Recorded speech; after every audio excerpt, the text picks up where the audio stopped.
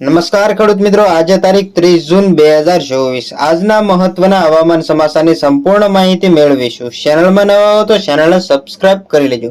આજે સમગ્ર ગુજરાતમાં મેઘમહેર સાથે હળવાથી મધ્યમ વરસાદની આગાહી કરવામાં આવી છે। આ સાથે જ રાજ્યના ઉત્તર અને મધ્ય ભાગને છોડીને અન્ય તમામ જિલ્લાઓમાં યલો એલર્ટ જારી કરવામાં આવ્યું છે। હાલમાં મધ્ય ગુજરાતના ભાગો એટલે કે અમદાવાદ અને ગાંધીનગર તથા આસપાસના જિલ્લાઓમાં પણ વરસાદી માહોલ જામ્યો છે।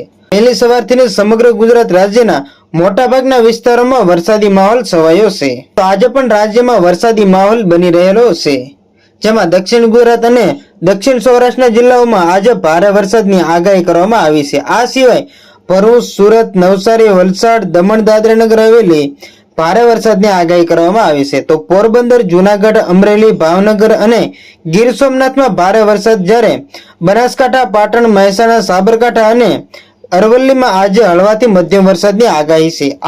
આ સિવાય ગાંધીનગર, ખેડા, અમદાવાદ, આણંદ, પંચમહાલ, દાહોદ, મહીસાગરમાં આજે હળવાથી મધ્યમ વરસાદની આગાહી કરવામાં આવી છે।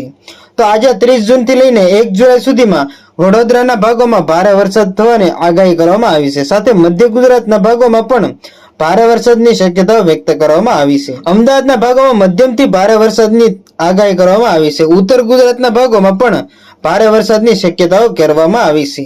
આ સાથે જ અંબાલાલ પટેલે 1 જુલાઈમાં અને ઓગસ્ટમાં સારો વરસાદ થવાની પણ શક્યતાઓ વ્યક્ત કરી છે। સાથે જ મધ્ય ગુજરાતની વાત કરીએ તો વડોદરા, છોટાઉદેપુર, નર્મદા, ભરૂચ, સુરત, તાપી, નવસારી, વલસાડ, દમણ, દાદરા નગર હવેલીમાં મધ્યમથી હળવા વરસાદની આગાહી છે, જ્યારે કચ્છ, સુરેન્દ્રનગર, રાજકોટ, જામનગર, પોરબંદર, જુનાગઢ, અમરેલી, ભાવનગર, મોરબી, દ્વારકા, ગીર સોમનાથ, બોટાદ, કચ્છ અને દીવમાં હળવાથી મધ્યમ વરસાદની આગાહી કરવામાં આવી છે।